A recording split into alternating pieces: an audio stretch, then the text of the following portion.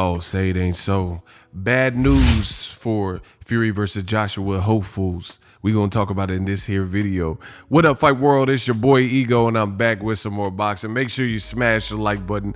Also, subscribe to my channel for the latest and greatest in boxing if you want to become part of the gang. Notification gang. Before I get started, make sure you guys click my link to get TUBEBUDDY. TUBEBUDDY is a browser extension that I personally use to this day. Wilder voice. For years. If you want to level up your YouTube content, you got to take it serious. I started off as 0 subscribers. Now I've scaled up over 200,000, and TUBEBUDDY is definitely something that's been clutch for me, and it's a way to strategize on your channel. Get TUBEBUDDY, click that link in the description, put some money into your pocket by getting TUBEBUDDY. Invest in yourself, and it does help the channel when you guys click on that link. Now, bad news. I just made a video about this. Reports came out from ESPN, and I guess, I don't know, they're trying to break the internet or whatever the situation is. And these reports suggested that Tyson Fury and Anthony Joshua have signed contracts, and the fight was ready to go and things like that. Now, this is one of the problems with this internet. The internet, I always tell you, is a powerful tool. Information at our fingertips. You know, with the click of a button, you can transfer money, Venmo, PayPal, bank accounts, Zelles, CashApp. Shout out to everybody that sent Cash Apps, my Cash App, $Boxingego. But it's a powerful times that we live in with all this tech. One of the downside is on the internet, there's no accountability. And also on the internet, a lot of people, even though we have all this information at our disposal and at our fingertips, people don't read. A lot of people are, it's like they're afraid to read.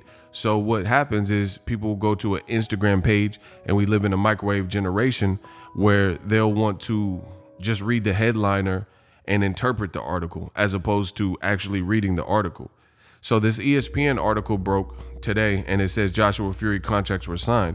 But if you read it, there's also some roadblocks. There's no date, there's no venue, there's nothing announced. So we're really no further to getting that fight and undisputed and unifications than we were last year when they said the same thing. I made a video about it. Check that video. There was several articles that came out June of 2020. Last year, almost a year ago, so 8-9 months ago or whatever. I could have had a baby in this amount of time. And June 2020, they said the same thing. Fury and Joshua have agreed, contracts coming up soon. We're meeting with the teams, and I'd be shocked if this didn't happen, and this is great. And they wanted fans to rejoice, but I'm not a gullible person. I'm not a pessimist, but I'm also not gullible. I'm not a pessimist, I'm a realist. And Joshua Fury is more than meets the eye. For one, you have Deontay Wilder, who has a mediation/arbitration process with Tyson Fury. So how on earth have they made a fight and we don't even know the outcome of that? So you mean to tell me that the arbitrator, which is probably a retired judge that's seeing the case, even though they haven't rendered a verdict and judged on the case, you've already created a whole nother fight, and with no rules, with no venue, with no date? It just doesn't make sense to me. It doesn't make sense that you're in the middle of a legal proceeding with no outcome and you have another fight already lined up. So the signed contracts mean jack. They don't really mean anything unless you have the other factors. And I have a lot of people who they couldn't wait, you know, the old media fans and stuff, they couldn't wait to tell me about this news. But nothing I said was wrong, and I'm double downing on what I've always said.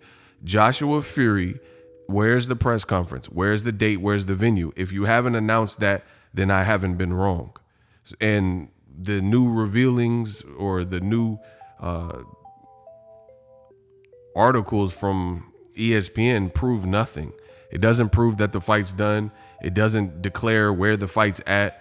We have no date. Tyson Fury said he's not training. Tyson Fury said he's going back to drinking. So it really just looks like damage control. Now, speaking of, The Athletic wrote an article, and here's the bad news.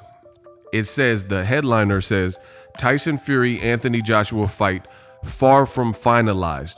$100 million plus site fee still being sought. So for a fight in a pandemic, they want over $100 million to be invested or generated from whoever to make this a reality, to pay those big purses and pay Tyson Fury and pay Anthony Joshua. And you're asking for this in a pandemic. So Bob Arum just did an interview yesterday and told the fans to F off. He said, go F yourself if you're demanding a fight because you're not being realistic. We're in the middle of a pandemic. So what has really changed in one day? Bob Arum, this interview with Dan Raphael just came out yesterday. It just came out. So you mean to tell me within 1 day's time, they have signed contracts and progress? Or is this what I'm saying, damage control? Fury just did an interview and it was on ESPN Plus. So it's funny that ESPN, the same company, is putting out the information, you know, that the contracts are signed to try to lead the dogs astray. The interview, you can find it on ESPN. Tyson Fury literally was at a fight, an MTK Global fight, and he said, I am not training anymore. I'm taking a break. I have never not trained since like 2017, and I'm paraphrasing, but I'm giving you pretty accurate and pretty close to what he said verbatim. And he says, I have continued to train even after my fights, but this is the first time he said I'm taking a break. First time I'm taking a break in a while, and I want to drink and relax and chill. And he said, as far as the Joshua fight, everyone seems to know more about it than me. So there's more than meets the eye here. And I don't see how we can go from Bob Arum, as I just mentioned in several videos and now earlier in this video. Bob Arum's complaining about the pandemic and saying we are beholden to the pandemic and all that entails. And he literally said in the interview with Dan Raphael that investors aren't going to want to spend and put up money in the middle of a global pandemic with no spectators. And he was saying, I hope that Jose Ramirez, Josh Taylor, which old media is making it sound like is a smaller fight than the undisputed heavyweight fight. Everyone, you know, who wouldn't like heavyweights for undisputed, right? So if Bob Arum is uncertain of Josh Taylor and Jose Ramirez, if he can even have a crowd, then where are you going to do this fight, and who's going to put up that type of money, and what country are you going to put it in? You also have to, that's in my opinion, a British fight, a UK fight. So you take it out of England and you put it in UAE or Saudi Arabia or Macau, China, Singapore, wherever they're talking about putting it. You have to pacify the people that live there, and it could be a time zone difference. So if they put in Saudi Arabia, that's probably a 3-hour, 4-hour time zone difference from UK. So with that being said, you mean to tell me, I know there's money, there's a lot of oil tycoons and successful, very rich people in the UAE. But my thing is this, so one of those successful people, the goal of business is to stay rich and not lose your money. So you mean to tell me someone's going to put up 100 million plus for this fight and they don't even have all the parameters? Also, the articles and everything that is being stated suggests that there's a 28 to 30 day window and both fighters have to agree. So, I mean, what is signed if you don't have a date, you don't have a venue? How is this finalized if you don't have the particulars? I've never seen such sloppy business until recently in this, really in the pandemic, but just in the modern generation. I've never seen a Floyd Mayweather fight where Floyd said he was fighting Pacquiao and it was all this, where you were like waiting and, oh, I'm meeting up with Pacquiao. We seen Pacquiao and Mayweather at the Miami Heat game, and then it just kept developing, then videos of them talking together, and then the fight happened shortly after that. They got all the people on board. Les Moonves at the time with CBS, Showtime. They got HBO, everybody on board, and it made a lot of money together. But this just looks miserable. This looks messy, and it looks very, very sloppy. You know, every day is like, oh, Joshua Fury, and they're trying to keep people interested and keep people to hold on. But I feel like if you have the fight, why don't you just announce the fight? The date, venue, do the face-off, customary boxing stuff. When have you ever seen it? Errol Spence and Danny Garcia, that was a big fight, right? You didn't see this. You didn't see this back and forth. Oh, hey, Danny is this and Danny signed his contract. Just announced a fight.